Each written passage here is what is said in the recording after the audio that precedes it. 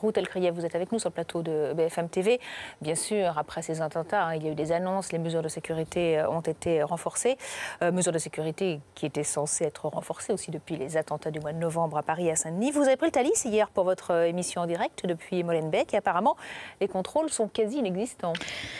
Moi, j'ai évidemment une pensée depuis ce matin à 8 heures très attristée pour tous les Belges que j'ai vus hier, tous les gens de Bruxelles, de Molenbeek, et on sait ce que c'est, nous, à Paris, hein, ce cortège de chagrin et de tristesse qui s'annonce. Et en même temps, je vais vous dire une chose assez terrible parce que c'est une évidence. Pour moi, les attentats de Bruxelles ce matin, ils auraient pu avoir lieu à Paris aussi ce matin. Eh bien pourquoi? Parce que les terroristes auraient pu être dans le train Thalys de 21h57 dans lequel nous étions avec toute l'équipe de BFM TV.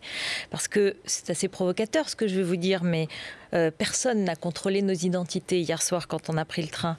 Aucun portique de sécurité, aucun contrôle douanier, aucun passage de garde de sécurité dans les rames du train. Vous vous en souvenez, pourtant touché par une tentative d'attentat à la fin août dernier.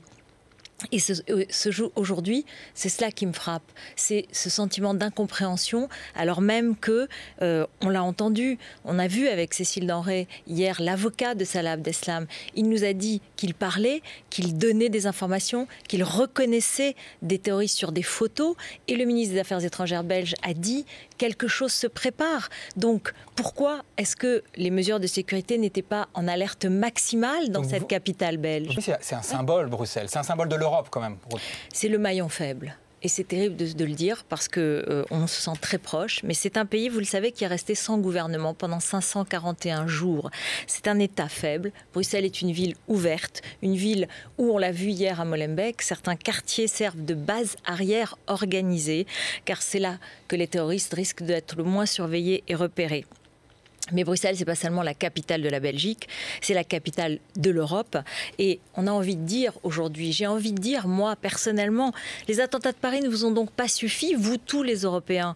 Les États qui continuent à garder pour eux leurs informations, la guerre des services, les cultures différentes, tout ça, c'est un immense problème et rien n'a été fait, en tout cas pas suffisamment aujourd'hui. On est victime un peu de nos naïvetés, de nos rêves. L'Europe aujourd'hui est un peu un rêve qui s'écroule sous les balles des terroristes.